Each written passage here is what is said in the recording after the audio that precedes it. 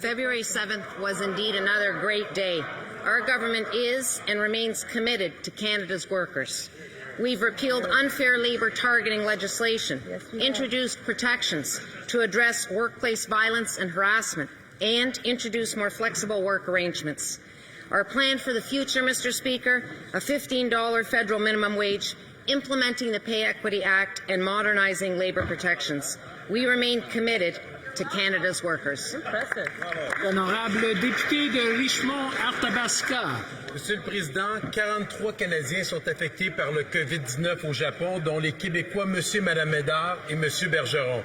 Dans les trois cas, comme pour les autres Canadiens, les familles sont extrêmement inquiètes, reçoivent des informations contradictoires et souhaitent revenir au Canada rapidement. Monsieur le Président, la situation est sérieuse et l'heure est aux réponses claires et précises. Mais le problème, c'est que le gouvernement bouge à pas de tortue. Peut-on enfin savoir quel est le plan pour les 43 Canadiens infectés par le virus au Japon? Honorable secrétaire parlementaire. Monsieur le Président, nous continuons à travailler pour que les Canadiens soient de retour à la maison. Nous comprenons les inquiétudes des familles et des Canadiens sur place. Notre ambassade au Japon et nos agents consulaires sont en constant contact avec eux, y compris Madame et Monsieur Ménard. Encore, j'aimerais d'ailleurs les remercier pour leur important travail. Nous allons continuer de fournir les services consulaires à tous les Canadiens sur place. Merci. Le député de Richmond-Arthabasca. Pendant que les autres pays rapatrient leurs concitoyens, nous, les nôtres, sont encore là, Monsieur le Président. Et là, on a un nouveau cas du virus COVID-19 qui a été détecté chez une femme qui a voyagé à bord d'un autre navire de croisière, le MS Wisterdam.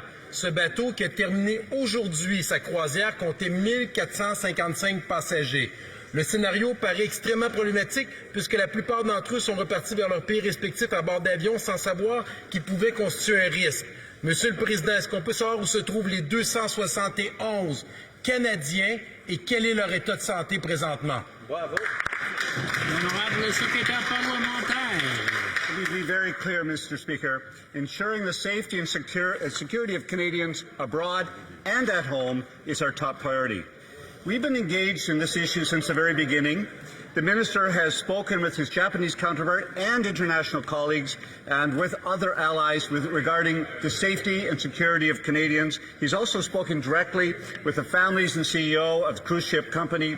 Our chartered flight is now en route to Japan, and this again, I want to thank our tremendous consular services team, which is working night and day, literally all weekend, to ensure that Canadians have the right information. Thank you, Mr. Speaker.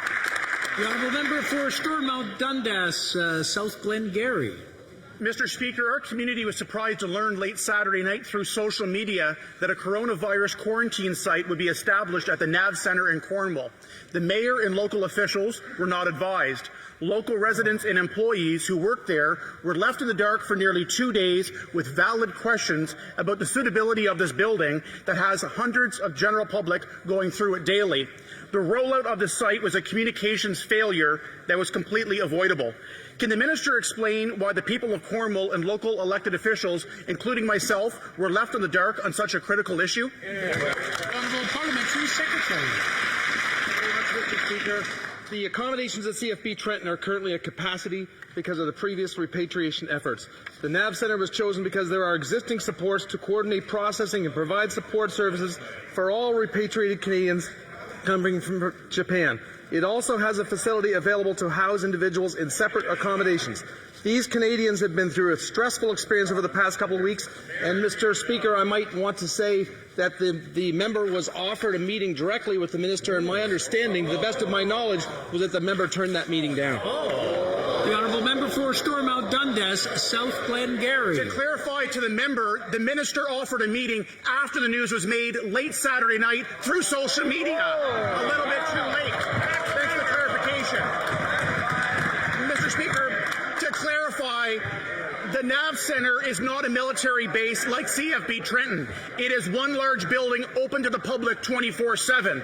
While flood victims and asylum seekers have been hosted at the site before, they've never hosted a quarantine for a global health emergency. It is apples to oranges to compare to past practices when it comes to protocols, security, and safety for the employees and those who visit the site.